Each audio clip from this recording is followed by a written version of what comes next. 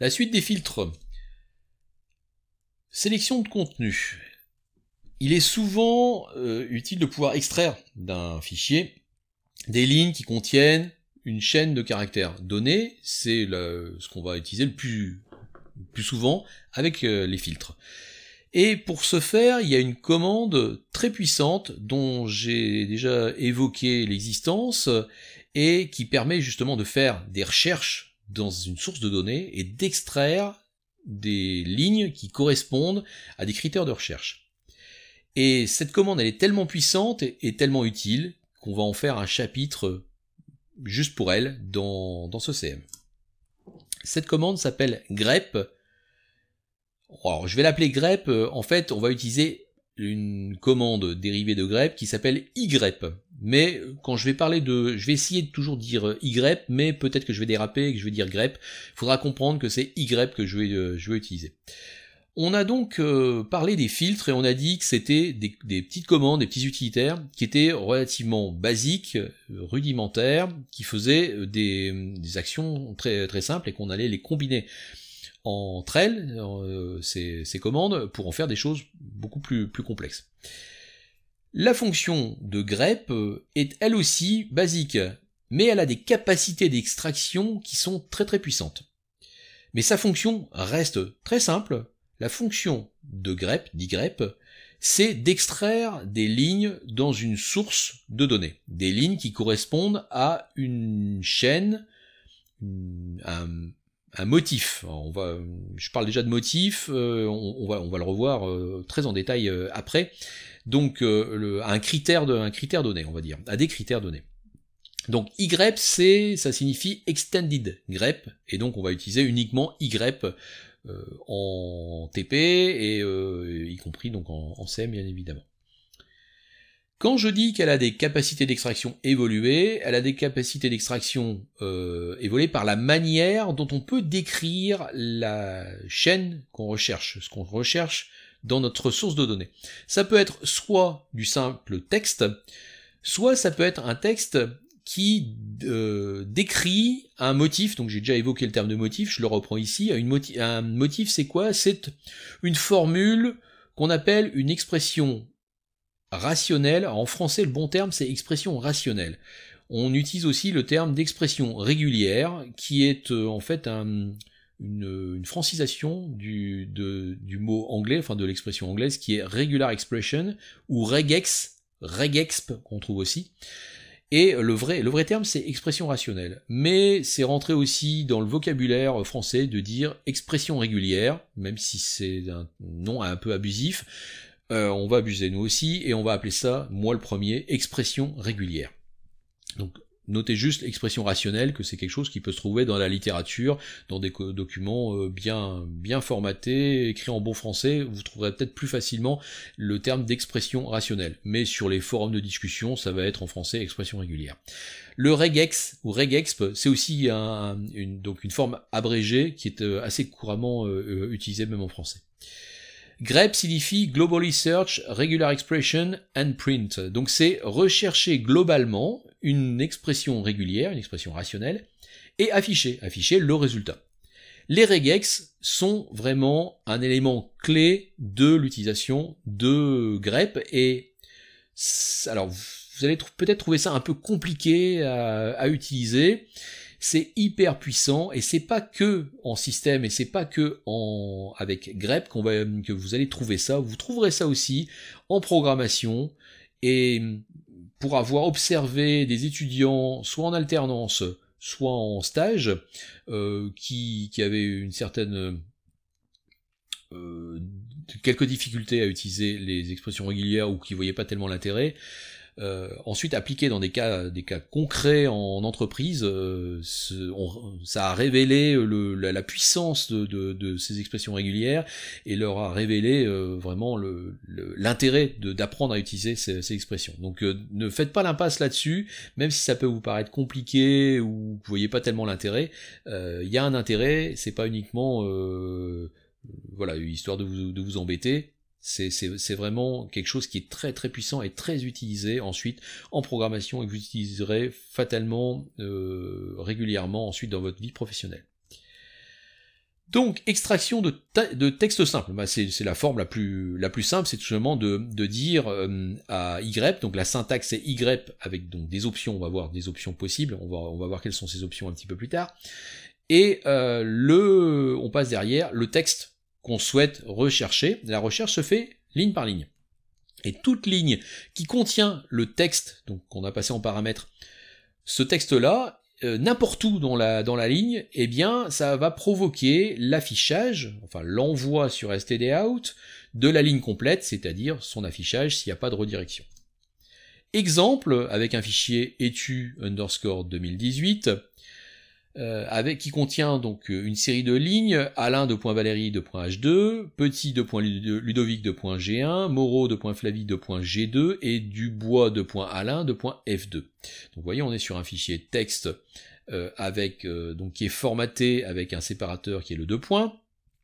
Et je vais passer la commande y_alain inférieur à etu2018 et ça va m'afficher alain.valérie.h2 et dubois.alain.f2. Vous voyez que le mot Alain apparaît à deux endroits sur ces lignes-là, et donc il m'extrait, Y c'est l'extraction endprint, donc il affiche, il envoie sur stdout, ces deux lignes-là, puisqu'elles, le texte a été trouvé sur chacune de ces deux lignes-là. Les autres lignes ne sont pas du tout envoyées sur stdout, le texte n'apparaît pas, donc elles sont tout simplement occultées. Comment peut-on faire pour n'extraire que la deuxième ligne? C'est-à-dire on veut pas le alain.valérie.h2, on veut juste le dubois.alain.f2. Je vous propose de mettre en pause la vidéo quelques instants, de réfléchir à une solution avec Y pour que je n'ai plus que la deuxième ligne, c'est-à-dire dubois.alain.f2 qui s'affiche. Mettez en pause et ensuite je vous donne la solution. Bien. La solution, eh bien, c'est tout simplement de compléter, de mettre devant Alain, de dire qu'on veut 2 points Alain. Il n'y a aucune interdiction à l'écrire comme ça, hein. On n'est pas en train de travailler sur des champs, on travaille sur du texte. En mettant 2 points Alain, eh bien on va extraire toutes les lignes qui ont 2 points Alain, c'est-à-dire que la première ne l'a pas, puisque le mot Alain est en première position, donc il n'y a pas en début de ligne, donc il n'y a pas le 2 points devant. Donc ça me permet d'afficher effectivement uniquement la deuxième ligne. Donc c'est une solution. On verra qu'en expression régulière, enfin si c'est une expression régulière, mais on va voir un petit peu ce que sont les expressions régulières juste après, on va voir qu'il y a toujours possibilité de faire les choses, enfin il y a souvent possibilité de faire les choses de plusieurs manières. Donc c'est une manière de faire ça. Deuxième question, maintenant je veux faire l'inverse. Je veux n'extraire que la première ligne, celle qui a Alain en début, 2 points, Valérie, 2 points, H2. Et pas dubois, 2 points, Alain, 2 points, F2. Pareil, mettez en pause et réfléchissez à une solution. Passez pas 10 minutes dessus, hein, mais réfléchissez. Comment on pourrait faire pour n'avoir que la première ligne? On met en pause. Bien. Voyons la solution, et finalement, est-ce qu'il y a vraiment une solution? Eh bien, avec l'unique moyen qu'on connaît avec Y de faire des recherches, c'est-à-dire des recherches sur juste un texte simple, on n'a pas de solution. Il faut un moyen plus puissant de décrire ce qu'on recherche, et pour l'instant, on n'a pas encore connaissance de ce moyen qui va nous permettre d'extraire la première ligne uniquement et pas les deux lignes. Donc il n'y a pas de solution. Bon, je suis désolé, je vous ai un petit peu trompé, mais c'est bien, c'était aussi pour vous faire réfléchir. Ceux qui m'auraient proposé peut-être un Alain 2 points, c'est évidemment ça ne marche pas, parce que la deuxième ligne a aussi le Alain 2 points. On y reviendra un peu plus tard, puisqu'on va trouver la solution. Mais à ce stade, on n'a pas toutes les clés pour avoir la bonne astuce.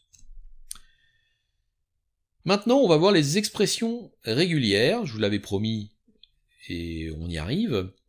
Donc la syntaxe, c'est finalement la même syntaxe avec un Y, option, et je vous avais mis texte tout à l'heure derrière. Maintenant, ça va être regex, une expression régulière.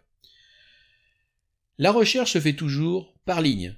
Et toute ligne qui va concorder avec l'expression régulière va provoquer donc l'envoi de la ligne sur stdout, c'est-à-dire son affichage de la ligne complète. C'est pas uniquement de la portion qui est à concorder, c'est vraiment de la ligne complète. Que signifie concorder? En anglais on dit matching. Donc vous allez m'entendre parfois dire est-ce que ça concorde, et je vais parfois le dire en anglais, est-ce que ça match? Donc on peut dire les deux, concorder ou matcher. Donc le matching, c'est l'action d'avoir une concordance entre un texte et une expression régulière. Et ce terme signifie qu'on va pas chercher une égalité au sens strict du terme. On va plutôt rechercher donc la présence d'une chaîne, mais qui est décrite pas uniquement avec le contenu de la chaîne, mais aussi avec des règles de constitution ou de positionnement dans la chaîne. Par exemple, on peut rechercher un texte de 3 caractères. Là, on a cherché le mot Alain, A-L-A-I-N. Donc c'est uniquement ces 5 lettres. Mais si on veut être plus large en disant je veux rechercher un texte de 5 lettres, de 5 caractères quelconques, suivi du caractère 2 points, par exemple. Et je ne veux que ça. Un autre exemple, ça pourrait être de rechercher un texte précis, comme on avait fait avec Alain, mais uniquement situé en début de ligne. Ah, peut-être que ça vous évoque quelque chose, hein. Donc notre problème de tout à l'heure. Donc un texte précis, mais on veut qu'il soit en début de ligne. Donc voilà, avec les expressions régulières, on va pouvoir faire ce genre de choses. Autre exemple, on peut rechercher un texte composé uniquement de lettres minuscules. S'il y a une majuscule, ça ne nous intéresse pas. Ou encore un texte composé de 5 groupes de 2 chiffres, séparés par des 2 points, ou par des tirets, ou par des espaces. C'est-à-dire un numéro de téléphone. Les options maintenant. Quelles sont les options? Alors, il y a plein d'options. Il vous suffit d'aller dans le manuel, bien évidemment, vous aviez deviné. Je vous en donne quelques-unes. -V qui fait la négation, c'est-à-dire qu'on va pas chercher la présence de quelque chose, mais on va plutôt chercher son absence. Toutes les lignes où n'apparaît pas le motif qu'on a donné, eh bien, chaque ligne sur laquelle il n'y a pas ce qu'on recherche va être envoyée sur stdout, va être affichée. -I, c'est pour dire insensible à la casse, c'est-à-dire les minuscules et les majuscules vont être considérés comme étant des caractères identiques. Donc pratique, on cherche par exemple Alain, mais on ne sait pas trop, peut-être que dans le fichier, peut-être que le mot est en majuscule, en minuscule, et juste capitalisé, première lettre en majuscule, le reste en minuscule, eh bien, ou alors faute de frappe, tous les caractères sont en majuscule, et puis il y en a un qui est en minuscule parce que ça a été saisi à la main, et puis voilà, il y a eu un petit raté. Ça peut être embêtant quand même de passer à côté de certaines lignes, eh bien on fait un -I et on dit minuscule, majuscule, tout ça c'est la même chose. -N va afficher les numéros de ligne où apparaissent le texte. On aura le texte et on aura aussi le numéro de la ligne où ça apparaît. Ça peut être pratique, sur une grosse source de données, on cherche la présence, mais non seulement on cherche la présence, on voudrait bien identifier sur quelle ligne ça se trouve. -L, celui-là, il est aussi très utilisé, ça permet juste d'afficher le nom des fichiers. C'est-à-dire que si ça match dans le fichier, on cherche la présence d'un texte ou d'une expression régulière dans un fichier, alors ça peut apparaître une fois ou ça peut apparaître plusieurs fois, mais à partir du moment où ça apparaît, eh bien, avec un -L, on va pas dire, on dit, c'est pas la peine de m'afficher les lignes, moi je veux juste avoir le nom du fichier. Comme ça, quand on traite une série de fichiers, eh bien on a le nom des fichiers dans lesquels apparaissent au moins une fois le motif qu'on recherche. Et donc on a la liste des fichiers qui nous intéressent. Bien, on revient sur les expressions régulières maintenant. Donc j'ai utilisé le mot motif juste un petit peu avant, je m'en suis rendu compte. J'introduis maintenant le terme de motif qu'on appelle un pattern en anglais. Et un motif, ça décrit donc des règles qu'on doit respecter pour qu'il y ait une concordance, que la ligne match avec ce qu'on cherche. On utilise aussi des jokers, comme on utilise avec le shell, mais attention, les jokers en question ressemblent à ceux du shell, mais ils fonctionnent pas de la même manière. En tout cas, pas tous de la même manière. Certains fonctionnent de la même manière, mais il y en a beaucoup, il y en a plusieurs, qui ne fonctionnent pas de la même manière, et pourtant ils se ressemblent. Donc il faut pas les confondre. Et encore une fois, vous avez votre wiki, écrivez dans votre wiki le shell, voilà les jokers du shell, expression régulière, Y, voilà les jokers enfin les jokers, oui, ce sont des jokers, enfin on peut appeler ça des jokers, les expressions régulières utilisent des symboles qui ressemblent, et ben voilà leur signification.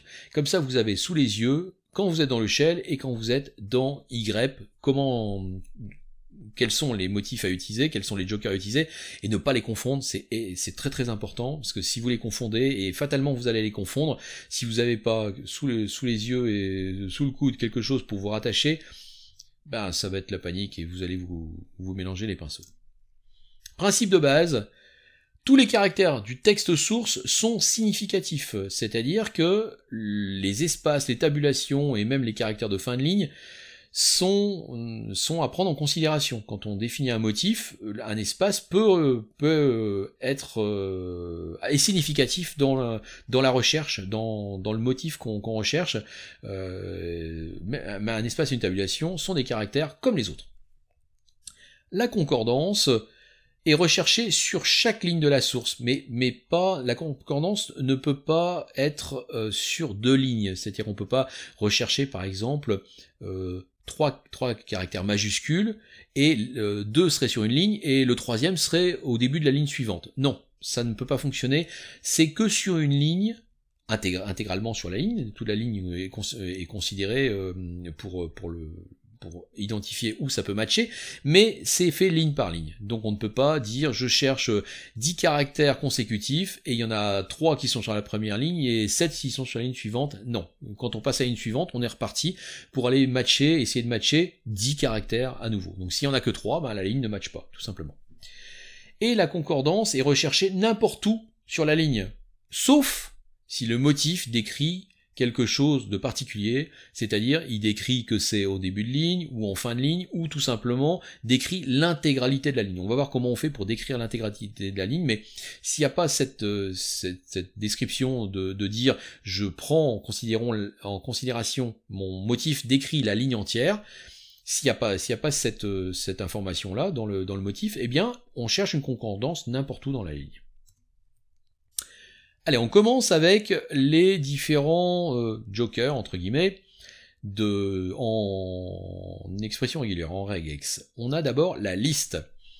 La liste, c'est un caractère parmi une liste possible de caractères. Alors là, ça vous fait tilt tout de suite, j'espère en tout cas, que vous avez vu ce CM sur les jokers en shell, que ça vous évoque quelque chose, parce qu'effectivement, c'est similaire au joker crochet-crochet du bash, du shell.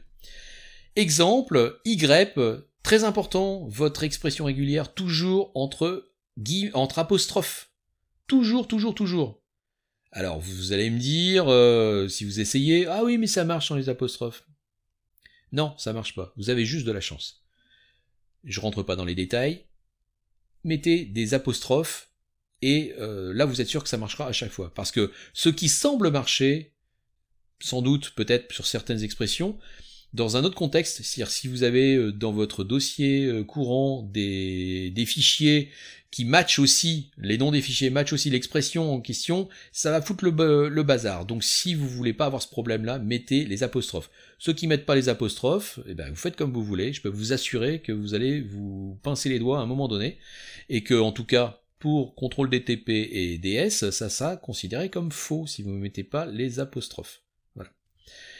Donc Y, entre apostrophes et entre crochets A-E-I-O-U-Y, inférieur à FIC, et ben ça recherche les lignes, donc de la source FIC, où apparaît au moins une voyelle.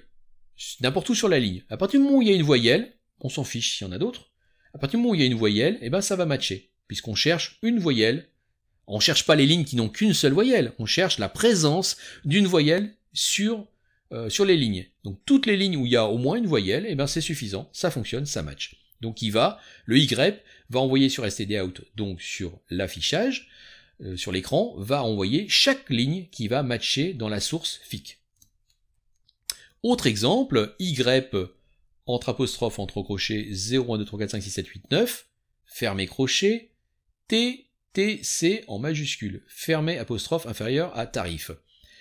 Ça va chercher les lignes dans la source tarif où apparaît au moins un chiffre, crochet 0, 1, 2, 3, 4, 5, 6, 7, 8, 9, fermez le crochet, au moins un chiffre, et avec le mot TTC collé à ce chiffre, n'importe où dans la ligne. Donc si on a un chiffre avec espace TTC, ça ne matche pas, puisqu'on a un espace, donc le mot TTC n'est pas collé au chiffre. Maintenant, on retrouve encore les crochets avec cette fois-ci l'intervalle. Donc c'est un caractère parmi un intervalle de caractères possibles. Encore une fois, c'est similaire au joker intervalle du shell. Exemple, Y entre apostrophe, crochet, grand A-grand Z, fermez crochet, fermez l'apostrophe inférieur à FIC. On va chercher les lignes de FIC, de la source FIC, où apparaît au moins une lettre majuscule, n'importe où sur la ligne. Donc s'il y a la présence, sur chaque ligne où il y a la présence d'une lettre majuscule, donc grand A-grand Z c'est un intervalle, donc une forme raccourcie de A, B, C, D jusqu'à Z, à partir du moment où il y a un caractère majuscule qui apparaît sur une ligne, la ligne est envoyée sur stdout, c'est-à-dire elle est affichée. Et toutes les lignes qui matchent vont être affichées. Les intervalles peuvent aussi être combinés. Exemple, Y entre apostrophe, entre crochet, grand A-grand Z, petit A-petit Z, 0-9, inférieur à liste, ça cherche donc les lignes de la source liste où apparaît au moins une majuscule, ou une minuscule, ou un chiffre. Pas une majuscule et une minuscule et un chiffre. Ça va matcher aussi.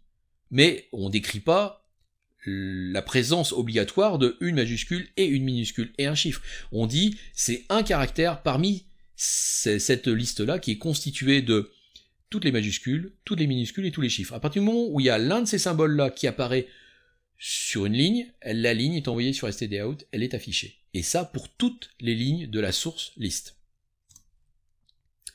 Maintenant, on s'attaque au quantificateur, et c'est là que ça commence à devenir crucial de bien faire la différence entre les expressions régulières, donc les quantificateurs, et les jokers du shell, parce que là, c'est plus la même chose, même s'il y a une similitude, et c'est ça qui tue, c'est la similitude, parce que je sais que certains d'entre vous vont mélanger les deux, parce que c'est similaire, mais c'est pas la même chose.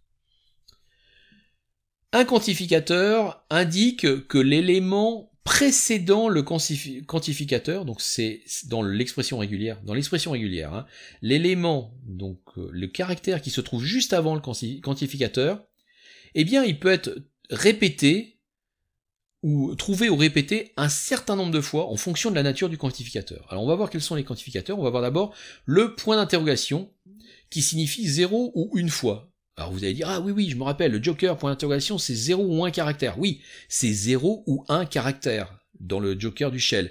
Là, c'est pas 0 ou 1 caractère, c'est 0 ou une fois le truc qui est devant dans l'expression régulière. On va voir des exemples juste après. Hein.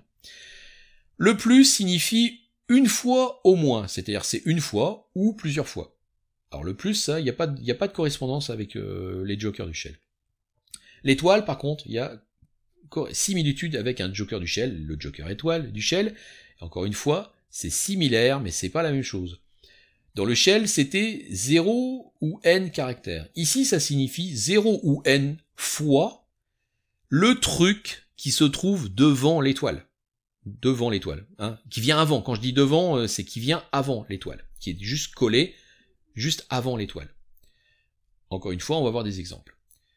Accolade n, accolade ouvrante, n accolade fermante. C'est exactement n fois. Donc là, à la place du n, on met une valeur numérique. Par exemple, 5. Accolade 5. Accolade ouvrante 5, accolade fermante. C'est 5 fois le truc qui était juste avant l'accolade ouvrante. Et accolade n, m, il n'y a pas d'espace. Hein. J'ai mis un espace, mais il n'y a pas d'espace. Enfin, il me semble qu'il n'y a pas d'espace. Peut-être qu'avec un espace ça marche, mais mettez pas d'espace à vérifier. sans espace ça marche, c'est sûr. Donc accolade ouvrante n, virgule m accolade fermante, c'est entre n et m fois le truc qui se trouve juste avant l'accolade ouvrante. Prenons des exemples. Jour, J-O-U-R-S, point d'interrogation. Donc, si c'était un nom de fichier avec des jokers du shell, ça signifierait un fichier qui s'appelle jour et avec obligatoirement un caractère de plus dans son nom. Par exemple, jours A, jours B, jours C, etc. Là, c'est pas ça que ça signifie. C'est pour ça que c'est trompeur. C'est jour, J-O-U-R, et le S. Donc il y a le point d'interrogation, ça signifie que ce qui se trouve devant, il peut être 0 ou une fois. C'est-à-dire c'est le S, il peut être présent ou absent. Ce qui fait que ça va matcher jour au singulier ou jour au pluriel. Vous voyez la petite différence, la petite astuce là, c'est pas la même chose. Ça ressemble, mais c'est pas la même chose. Donc le point d'interrogation quantifie ce qui se trouve devant le point d'interrogation, à savoir le caractère S. Maintenant, crochet, grand A, grand Z, plus, ça va matcher une ou plusieurs majuscules, parce que ce qui se trouve avant, c'est une liste de tous les caractères majuscules. Donc ça veut dire que on doit avoir au moins une majuscule, et on peut en avoir plusieurs. Et attention, c'est pas forcément plusieurs fois la même majuscule. C'est une majuscule, donc le plus signifie une ou plusieurs fois ce qui se trouve devant. Et ce qui se trouve devant, c'est donc une majuscule. Le A-Z, c'est une majuscule. Donc c'est une ou plusieurs fois une majuscule, et pas une ou plusieurs fois la même majuscule. C'est une ou plusieurs fois une majuscule quelconque. 0-9, étoile, c'est rien, un ou plusieurs chiffres consécutifs. Étoile signifie 0 ou plusieurs fois, 0, une ou plusieurs fois, ce qui se trouve devant. Et ce qui se trouve devant, c'est un chiffre. C'est une liste, 0-9, c'est donc un chiffre. Donc ça signifie pas 0, une ou plusieurs fois le même chiffre, c'est 0, une ou plusieurs fois un chiffre quelconque. Parlons maintenant du positionnement de notre motif sur la chaîne, sur chaque ligne. On a la position début, donc c'est le symbole circonflexe qui permet de dire que le motif qu'on recherche doit être trouvé au début de la ligne pour que ça matche. S'il n'est pas au début de la ligne, alors j'ai dit par défaut, c'est on recherche n'importe où sur la ligne, mais là maintenant avec ce circonflexe on dit non, on cherche pas n'importe où sur la ligne, on cherche uniquement en début de ligne. Exemple, circonflexe entre crochets 0-9 signifie qu'on a un début de ligne, donc circonflexe c'est le début de ligne, donc qui n'est pas vraiment un caractère, hein, c'est juste un positionnement. Donc on a début de ligne suivi d'un chiffre. Et ensuite il peut y avoir ce qu'on veut derrière. Il n'y a pas de souci. Mais on veut que en début de ligne, on ait un chiffre. On a aussi la position de fin. Le symbole $, permet donc de dire que le motif doit être trouvé en fin de ligne. Exemple, 0-9 $ signifie qu'on a un chiffre suivi de la fin de ligne. Donc, de manière plus simple, on a un chiffre qui est en bout de ligne. Il peut y avoir des choses devant le chiffre, mais on doit avoir terminé la ligne par un chiffre. Évidemment, le circonflexe et le $, dans l'expression régulière, dans le motif, le circonflexe est forcément en premier symbole du motif et le $ est forcément en dernier symbole du motif. Puisque le circonflexe signifie début, on peut pas mettre un autre caractère devant le début, puisque c'est le début, donc c'est ridicule d'avoir un truc devant. Pareil pour le $. $, signifie fin de ligne, donc pas rien à voir derrière la fin de ligne, donc on ne peut pas avoir autre chose dans le motif de l'expression régulière derrière le $. Et on peut avoir ces deux symboles en même temps, par exemple, circonflexe, crochet ouvrant 0-9, crochet fermant, accolade ouvrante 3, accolade fermante, $, et ça signifie qu'on a un début de ligne, suivi de 3 chiffres, suivi d'une fin de ligne. Donc, de manière plus simple, on cherche uniquement 3 chiffres consécutifs et rien d'autre sur la ligne. Ni devant, ni derrière, il n'y a même pas d'espace. Donc on ne cherche que des lignes dont le contenu, l'intégralité du contenu, c'est 3 chiffres consécutifs, 3 chiffres quelconques consécutifs. Passons maintenant aux symboles spéciaux. Il y a quelques symboles qui ont une signification spéciale. Alors, on a vu déjà le circonflexe, le $, qui ont une signification spéciale. les crochets, les accolades, bon. Il y a d'autres symboles, il y a le caractère point, qui signifie n'importe quel caractère.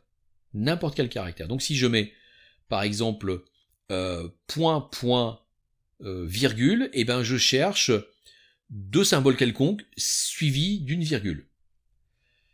On a le backslash, ou anti-slash, ou slash inversé, bon, j'utilise le nom backslash, pour retirer le caractère donc, qui suit le backslash sa signification particulière dans le motif. Par exemple, on connaît l'étoile qui a une signification, qui est un quantificateur. Mais si je veux rechercher le caractère étoile, bah, si je mets étoile dedans, je vais être embêté parce que, comme c'est un quantificateur, il ne va pas être pris comme le caractère étoile, il va juste signifier, bah, c'est 0 à n fois le truc qui est juste devant. Mais moi, ce que je veux, c'est une étoile. Je cherche une étoile dans mon texte. Eh bien, je vais retirer sa signification de quantificateur en mettant un backslash devant l'étoile. Donc, on fait backslash étoile pour dire qu'on cherche une étoile. Pareil pour le point d'interrogation. Si je veux rechercher le point d'interrogation, un caractère relativement courant dans du texte, sans doute plus que l'étoile d'ailleurs, eh bien le point d'interrogation, c'est aussi un quantificateur qui dit 0 ou une fois le truc qui est juste devant. Donc si je cherche le point d'interrogation en tant que symbole, point d'interrogation, eh ben, je vais mettre un backslash point d'interrogation pour dire je cherche un point d'interrogation. Et ben le backslash lui-même a une signification parce qu'il permet justement de retirer la signification du caractère qui est derrière. Mais si je veux rechercher un backslash dans mon texte, ben comment je fais? Eh ben je mets deux fois backslash. Backslash, et je cherche un backslash. Si je veux chercher deux backslash consécutifs, ben je mets backslash, 4 backslash. Pour faire deux backslash en tant que texte. Et le dollar, ben pareil, le dollar c'est un caractère qui a sa signification de dollar déjà dans des montants. Donc si j'ai à chercher des montants en dollars avec le symbole dollar dedans, on aura l'occasion de le voir d'ailleurs dans un TP. Eh bien, si je veux chercher le symbole dollar, je mets un backslash dollar pour rechercher le symbole dollar lui-même.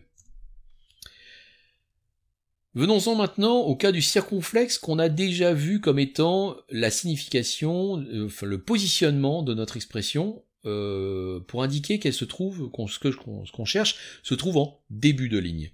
D'accord? Circonflexe, début de ligne. Mais il a une autre signification quand il est dans une liste ou un intervalle. Quand il est dans une liste ou un intervalle, en premier caractère, eh bien il signifie tout sauf cet intervalle-là. Exemple, l'intervalle A-Z, donc entre crochets, ça signifie une lettre minuscule. Mais si je mets un circonflexe devant le A-Z, ça signifie l'opposé de A-Z. C'est-à-dire, c'est n'importe quel caractère, sauf une lettre minuscule. Donc en fait, le A-Z, c'est une forme raccourcie de A, B, C, D, E, F, G jusqu'à Z. Le circonflexe A-Z, c'est tous les caractères de la table ASCII auxquels on est venu retirer les lettres minuscules. Donc c'est tous les autres caractères. Donc c'est une grande liste. A-Z, c'est 26 caractères. Le circonflexe A-Z, c'est 256 caractères moins les 26, ça fait donc 230 caractères. Donc c'est une forme raccourcie de tous les autres caractères, sauf la lettre majuscule. Le groupage maintenant. On a la possibilité de définir des groupes, des parties dans un motif qu'on doit considérer de manière unitaire. Et un groupe, c'est une portion du motif qu'on va mettre entre parenthèses.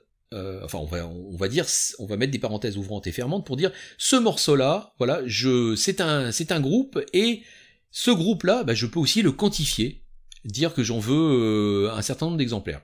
On va voir qu'on a d'autres possibilités de faire avec les groupes, de les utiliser aussi dans un autre contexte. On va les voir juste après.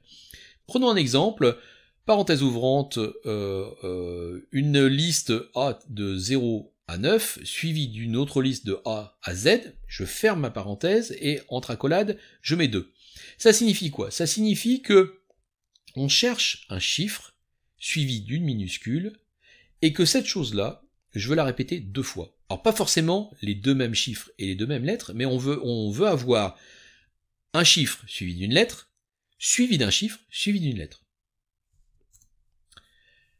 Avec le groupage, on peut aussi réutiliser le contenu qui a matché le groupe, on peut le réutiliser à un autre endroit du motif. Prenons un exemple. J'ouvre ma parenthèse, je mets 0-9, donc une liste, donc c'est un chiffre. Accolade 2, je ferme ma parenthèse, underscore, et je mets \1. Alors j'ai mis en couleur pour que vous puissiez identifier à quoi se réfère quoi. Donc on cherche quoi? On cherche un chiffre 2 fois de suite. Pas 2 fois le même chiffre, mais 2 chiffres qui se suivent. Ensuite, je veux un underscore, et derrière cet underscore, je veux avoir, cette fois-ci, les mêmes chiffres que ce qui a été trouvé par le premier groupe, entre parenthèses. Les mêmes chiffres, cette fois-ci, parce qu'on a un \1. Ça va matcher 12 underscore 12, mais ça va pas matcher 12 underscore 34, parce que le 34, il n'est pas identique à ce qui avait été trouvé. C'était bien 2 chiffres qui avaient été trouvés, mais cette fois-ci, quand on met \1, on dit, c'est pas le même motif que je vais réutiliser, c'est vraiment ce qui a matché ce motif, que je veux retrouver plus loin. Si je voulais avoir 2 chiffres underscore et 2 chiffres derrière, je mettrais pas 2 chiffres entre parenthèses underscore et \1, je mettrais 2 chiffres underscore et 2 chiffres, je remettrai le même motif derrière le underscore. Là, le fait de mettre un \1, je dis, c'est pas le motif qui m'intéresse, c'est vraiment ce que tu as trouvé. Je veux avoir la même chose derrière mon underscore. L'alternative, c'est la possibilité de dire je veux soit ça, c'est un ou. Et on utilise le pipe. Alors là, encore plus important d'avoir notre motif entre guillemets, parce que si le shell trouve un pipe, qu'est-ce qu'il va faire? Il va faire un pipe. Il va faire un tube entre 2 commandes. Non. Il faut pas qu'il interprète ça comme un tube. Donc s'il est entre guillemets, entre apostrophes, eh bien le pipe, il va savoir que c'est pas 2 commandes à piper, c'est juste, ça fait partie de notre paramètre de commande, de la chaîne du motif. Donc une alternative, c'est de dire, soit on cherche à matcher ce qui se trouve à gauche du pipe, soit on cherche à matcher ce qui se trouve à droite du pipe. Par exemple, alors j'ai pas mis les apostrophes, mais vous les mettrez les apostrophes, je les ai pas mis, pourquoi? Parce que j'ai pas mis un Y, j'ai pas mis une commande entière, j'ai juste mis la portion du motif, donc c'est pour ça que j'ai pas mis les apostrophes, mais vous penserez bien à mettre les apostrophes. 0 pipe 1, ça signifie, je cherche soit un 0, soit un 1. Ensuite, on a, entre parenthèse ouvrante, A-Z 5 fois, fermez la parenthèse, ou, j'ouvre encore une parenthèse, donc c'est à ça que servent les parenthèses là, c'est pour grouper en fait, hein. Ou, entre parenthèses, grand A-grand Z, 2 fois, fermez la parenthèse. Donc c'est soit 5 minuscules, soit 2 majuscules. À partir du moment où ça match soit 5 minuscules, soit 2 majuscules, eh bien la ligne va matcher. Donc c'est une alternative. Revenons sur notre problème initial qu'on avait laissé de côté. Comment n'extraire que la première ligne, celle avec Alain en début de ligne, Valérie, H2, mais pas du tout le Dubois, Alain, F2. Je vous laisse réfléchir quelques instants, et puis vous mettez en pause, et on voit la solution ensemble. Bien. Eh bien la solution, je pense que de nombreux d'entre vous ont trouvé, c'est effectivement de positionner notre motif en disant il est en début de ligne. Donc on met un circonflexe. Circonflexe Alain, 2 points. Alors j'ai mis le 2 points derrière, parce que je veux pas risquer d'avoir un nom de famille qui commencerait par Alain avec d'autres lettres derrière. Parce que si on ne met pas le 2 points, eh bien là on va avoir des gens qui, alors j'ai pas de nom comme ça qui commence par Alain, mais il doit très certainement en exister. Là je m'assure que en mettant le 2 points derrière le mot Alain et le circonflexe devant, eh bien je ne cible que les personnes dont le nom de famille est Alain, puisque j'ai placé ça en début de ligne. Je dis le motif doit apparaître en début de ligne. Ok, ben maintenant on va s'intéresser à trouver des objets dans le file system. Donc les sources de nos commandes, donc c'est-à-dire les objets, j'appelle ça des objets, donc c'est des fichiers ou des dossiers qu'on souhaite traiter, sont pas forcément dans le répertoire courant, sont même pas toujours forcément tous au même endroit, dans le même répertoire. Parfois, les sources sont, enfin les fichiers qu'on souhaite traiter sont répartis à dans différents répertoires. Et ces sources potentiellement peuvent être très nombreuses et ça peut être compliqué d'aller les lister manuellement. On aimerait bien pouvoir constituer une liste dynamiquement en fonction de certains critères. Et on a une commande qui s'appelle find donc comme trouver, qui permet justement de faire ça pour nous. La commande find va localiser donc des fichiers et des dossiers dans l'arborescence en fonction de critères qu'on va passer en paramètres. Et la syntaxe est la suivante. On fait find, premier paramètre c'est le point de départ, à partir d'où on fait notre recherche. Le deuxième paramètre, qui peut être plusieurs d'ailleurs, c'est ce deuxième paramètre, enfin ce que j'identifie par deuxième paramètre, ce sont les critères de recherche. Qu'est-ce qui va définir que ce fichier, c'est ce que je recherche. Pardon. Et à la fin, on a quelle action je veux mener sur ces fichiers qui ont été trouvés, qui correspondent à mes critères de recherche. Quelle action je veux faire dessus. Premier exemple, find.type-f-print. Alors j'ai mis en couleur chaque morceau à quoi ça correspond. Le point, c'est le point de départ, c'est le répertoire de départ. Donc point, c'est votre répertoire courant. Alors vous voyez, je vous avais dit point, on voit déjà à quoi il sert. Vous savez, le répertoire parent, parce qu'on fait cd point, ça permet de remonter. Et puis de pouvoir se balader point, slash point, de définir un chemin relatif en partant de notre chemin courant, de pouvoir remonter de plusieurs répertoires. Bon. Donc on avait identifié déjà point, quelle était son utilité. Et point, je vous avais dit, vous allez voir, c'est utile aussi, mais c'est pour identifier le répertoire courant. Et point, jusqu'à présent, on n'avait pas vraiment vu à quoi ça pouvait nous servir. Je vais pas faire un cd point, je reste au même endroit. Donc on peut le faire, hein, mais ça sert pas à grand chose. Si ce n'est à perdre un peu de temps, autrement ça sert pas à grand chose. On avait éventuellement vu le point slash en algo. Vous avez vu que pour exécuter le résultat de votre compilation, vous mettez point slash et avec votre nom de le programme qui a été compilé derrière. Donc là on avait déjà une première approche du point, à quoi il pouvait servir. Sans doute qu'on vous a pas dit pourquoi on fait point slash. On le verra un petit peu plus tard en cours système quand on va voir le bash. On va expliquer pourquoi on met point slash. Donc, point de départ, point. On dit, on part d'ici, de là où je me trouve. Donc là, on voit un intérêt au point. À quoi sert le point? Deuxième en bleu, le critère type F, donc type F. On va ne rechercher que F des fichiers, files. Donc c'est ça que signifie le F. On s'intéresse uniquement aux fichiers. On s'intéresse pas du tout au dossier. Nous, ce qu'on veut rechercher, ce sont des fichiers. Et en violet, en rose, fuchsia, l'action. L'action, c'est -print. Print, c'est on affiche le chemin complet. Le chemin est le nom du fichier qui va correspondre à nos critères. Donc à chaque fois qu'il va trouver un fichier, en partant de notre répertoire courant, alors il va récursivement, hein, il parcourt toute l'arborescence récursivement, mais à partir du point de départ qu'on lui a donné. Donc c'est à partir du répertoire courant, dans tous les sous-dossiers, tous les dossiers, les sous-dossiers, les sous-sous-dossiers, etc. Il va parcourir toute cette arborescence-là, à la recherche de fichiers, et à chaque fois qu'il trouve un fichier, c'est ça mon critère, c'est fichier, il cherche un fichier. À chaque fois qu'il trouve un fichier, eh ben il l'affiche. Enfin, il l'envoie sur stdout, et par défaut, c'est donc affiché à l'écran.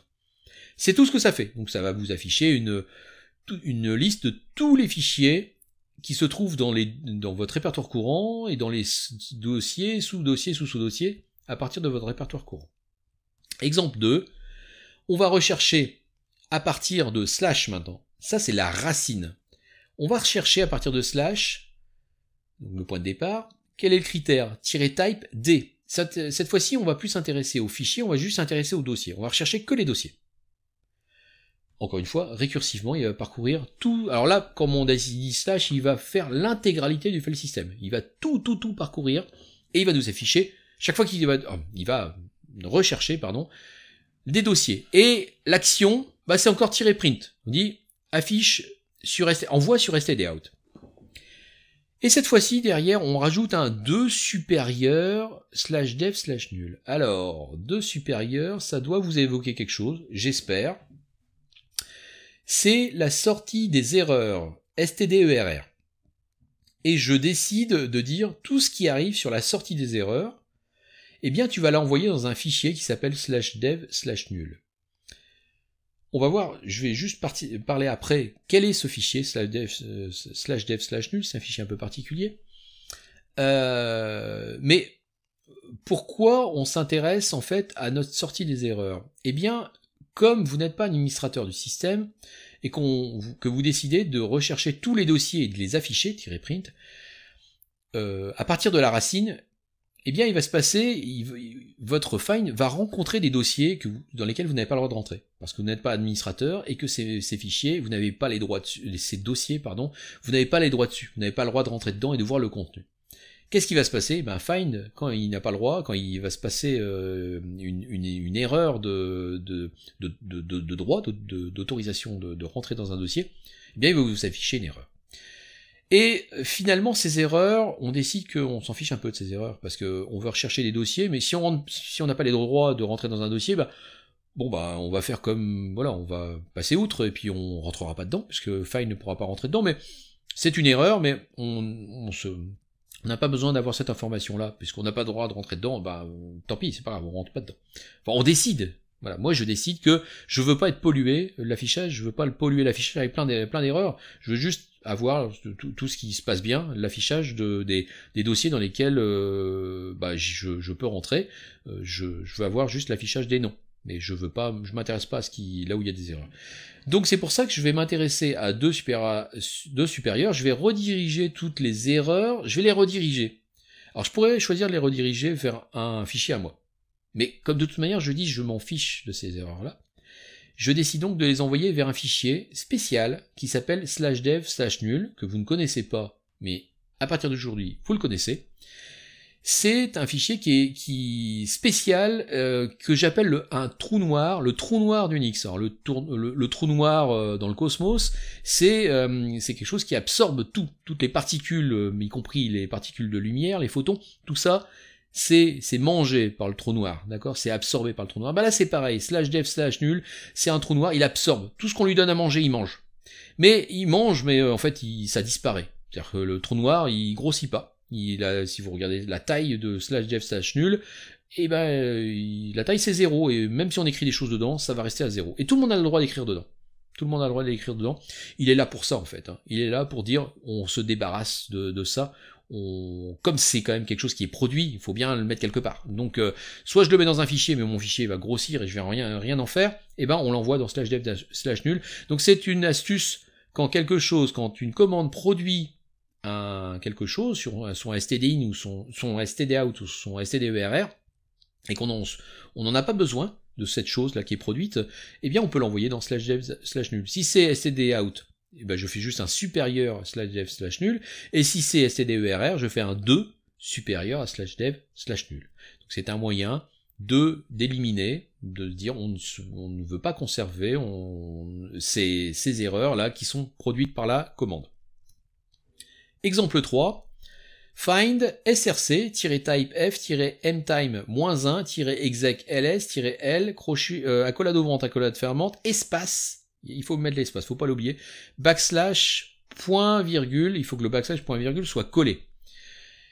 Alors là c'est beaucoup plus complexe comme écriture, je vais donc détailler tout ça. Première envers le point de départ. Donc cette fois-ci je m'intéresse comme point de départ à mon dossier src, un dossier qui se trouve dans mon répertoire courant. Alors, évidemment, s'il n'y a pas de fichier de dossier src dans mon répertoire courant, ou il y a un fichier qui s'appelle src mais pas de dossier, bon bah la commande elle avorte tout de suite, hein, elle ira pas plus loin. Donc je suppose que j'ai un dossier src dans mon répertoire courant, donc c'est le point de départ, donc il va partir de là et rentrer dans tous les sous-dossiers qu'il contient, sous-dossiers, etc., etc. Premier critère, là on a 2 critères. Premier critère, c'est le type, -type F. Donc celui-là on le connaît, on dit on s'intéresse qu'à des fichiers. On ne va prendre en considération que les fichiers. Alors si on rencontre des dossiers, on va rentrer dedans, mais en tout cas, on va s'intéresser uniquement aux fichiers contenus dans nos dossiers. Deuxième critère, le -mtime. Alors mtime signifie modification time, la date et l'heure de dernière modification du fichier. Et le -1 signifie moins d'une journée, moins de 1 fois 24 heures. Ça marche en bloc de 24 heures. On a la possibilité de faire plus fin, de dire qu'on veut moins d'1 heure ou moins de 10 minutes, mais c'est pas -mtime. Je vous laisserai aller voir dans le manuel de Find pour voir quelle est l'option, c'est pas un mtime, c'est autre chose, qui permet de travailler non plus sur des journées entières, mais sur des heures ou des minutes. Donc là, si j'avais mis -mtime 1, je cherchais des fichiers dont la dernière modification était exactement à la seconde près une journée entière, c'est-à-dire 86 400 secondes. Précise, pas une seconde de plus, pas une seconde de moins. Autant dire qu'il y a peu de chances de trouver juste le fichier au moment où on lance la commande, qui pile poil a été modifié pour la dernière fois, il y a précisément 24 heures. Donc c'est pour ça que -mtime 1, c'est jamais utilisé, ou rarement utilisé, parce que c'est le hasard, un hasard bien heureux va vous faire tomber pile poil sur le bon fichier, mais lancez une seconde avant ou une seconde après, et puis votre fichier vous le trouvez pas. Donc généralement on utilise avec un moins ou un plus. Un moins signifie -2 et un plus signifie +2. Donc là, je vais rechercher les fichiers -type F dont la date et heure de modification est inférieure à une journée, donc il y a moins de 1 jour. Et ensuite, on a l'action. L'action, cette fois-ci, c'est pas un -print, on veut pas afficher ou envoyer sur stdout, on veut exécuter une commande. Donc pour chaque fichier qui va correspondre à nos critères, qui va remplir les critères, eh bien je vais exécuter -exec la commande suivante. Et la commande suivante, c'est un ls-l. ls-l, donc on va faire un listing long de quoi? Ben, du fichier qu'on a trouvé. Mais le fichier qu'on a trouvé, eh bien, on va mettre accolade ouvrante, accolade fermante, tout collé, les deux collés. Ça va être remplacé par le nom du fichier qu'il a trouvé. Donc il fera un ls-l du chemin du fichier trouvé par la commande find. Et pour chaque fichier que find va trouver, il va exécuter ls-l sur le fichier trouvé. Donc accolade ouvrante, accolade fermante représente le chemin qui mène vers, donc c'est le nom, le chemin avec le nom du fichier trouvé. Et le espace point virgule, c'est pour mettre fin à la commande ls. Alors c'est bizarre, me demandez pas pourquoi, la syntaxe est comme ça. Voilà, il y a une explication, mais bon, faites avec, il faut l'écrire comme ça. Voilà. Donc il va exécuter la commande ls-l avec le nom du fichier, et on met point virgule. Si vous mettez pas espace point virgule, le -exec il va pas s'exécuter. Enfin ça va provoquer une erreur. Il faut vraiment avoir le espace point virgule à la fin de notre écriture du -exec. Alors c'est un ls-l, hein, on pourrait très bien faire un rm sur le fichier. Attention, si vous faites un rm, maîtrisez le truc. Avant de faire un rm, faites juste peut-être un ls-l pour vérifier, avoir une liste, voir que c'est bien ça. Puis une fois que vous êtes blindé, que ça fonctionne bien, bah remplacez votre ls-l par un rm si vous voulez. Mais on y va mollo, hein, d'accord? Quatrième exemple, find -type f espace -size espace +10 grand M espace -print. Point de départ, le home directory, votre répertoire d'accueil. Ensuite, on a deux critères. On a le -type f, on le connaît, on s'intéresse uniquement au fichier, et en plus, on a le -size espace +10m. -size, on va s'intéresser donc au fichier dont la taille, -size, est supérieure à 10 mégas, plus 10 M. Alors on peut mettre, on a le K pour kilo, M pour méga, G pour giga, etc. On va donc chercher les fichiers dont la taille est supérieure à 10 mégas, donc c'est le plus, supérieur c'est le plus. Si on met juste 10 M, on va chercher dont la taille est exactement 10 mégas, pas un octet de plus, pas un octet de moins. Donc là on cherche plus de 10 mégas. Alors, comme tout à l'heure, avec la date de dernière modification, on mettait -1 pour dire moins d'une journée. Pour une taille, souvent, on met inférieur à une certaine taille ou supérieur. Donc le inférieur, c'est avec un moins, et supérieur, c'est avec un plus. Maintenant, on peut, autant pour la date et l'heure, c'était compliqué d'avoir exactement un fichier qui a été modifié exactement à l'instant, au nombre d'heures, enfin de jours, pour le coup, très précis, pas une seconde de plus, pas une seconde de moins. Pour une taille, on peut éventuellement chercher un fichier qui a exactement une taille donnée. C'est parce qu'on a créé un fichier, on connaît sa taille, ou il a une certaine caractéristique. La taille, par exemple, d'une image, un ISO de CD-ROM, bon, c'est une taille qui est connue, quoi. Ça fait 650 mégas, et voilà. Donc on pourrait effectivement dire qu'on cherche quelque chose qui a une taille très très précise. Là, j'ai choisi plus 10M, plus de 10 mégas. Et quelle est l'action? Eh bien, je print, j'envoie. Find envoie affiche chaque ligne, envoie sur stdout, donc affiche chaque nom de fichier qui correspond à mes critères. Fichier, taille de plus de 10 mégas. Retenez cette commande, pour certains qui sont un petit peu voraces et qui ont tendance à un petit peu à s'étaler, vous avez dans votre répertoire, dans votre home directory, vous avez dans votre compte un espace limité pour créer vos fichiers, pour travailler. Je ne sais plus précisément de quelle taille il est, mais il n'est pas non plus extensible à l'envi. Donc il va arriver fatalement à certains d'entre vous qu'il y a no space left on device. Comme vous voyez, no space left on device, il y a un problème. Alors si ça arrive, c'est un peu plus grave, parce que ça veut dire que là tout le monde a été un peu trop généreux, et qu'il n'y a plus du tout d'espace sur le disque sur lequel vous êtes tous. Mais si le système vous dit que le quota exceeded, c'est plutôt ça que vous aurez comme message. Ça veut dire que vous avez dépassé les quotas de stockage qu'on vous a alloués. Et bah là, cette commande-là, un petit coup voilà, vous reprenez cette commande-là, et puis vous allez vite identifier quels sont les gros fichiers que vous avez mis sur votre quelque part dans un dossier de votre répertoire de travail, enfin de votre répertoire d'accueil, de votre home directory, et puis vous allez repérer quels sont les gros fichiers qui prennent de la place, et puis là, bah, il ne reste plus qu'à les supprimer. Allez, on va jouer un petit peu maintenant, et je vais vous demander qu'est-ce que cette expression. Alors je vais vous demander de mettre en pause, bien évidemment, la vidéo, parce que la solution est donnée juste après. Donc si vous voulez quand même respecter le jeu, mettez en pause. Donc je vous dirai quand mettre en pause. Qu'est-ce que cette expression peut matcher, à quoi elle peut correspondre dans la vie de tous les jours, on va dire. D'accord? Donc mettez en pause. Ok. Alors, ça peut matcher quoi? Eh ben, on a dit 2 chiffres consécutifs, / 2 chiffres consécutifs, / 4 chiffres consécutifs. Ça vous rappelle quelque chose? Eh bien oui, c'est tout simplement une date. Voilà. Alors, on pourrait être plus restrictif là-dessus, parce qu'une date, on sait que le premier chiffre des jours, ben, c'est soit un 0, soit un 1, soit un 2, soit un 3. Donc on pourrait être formuler ça de manière plus restrictive et un peu plus plus détaillée. Mais pour un premier jet, c'est déjà bien de mettre cette expression-là et d'avoir reconnu dans cette expression une date. Cette autre expression, alors à quoi elle peut bien correspondre? Pause.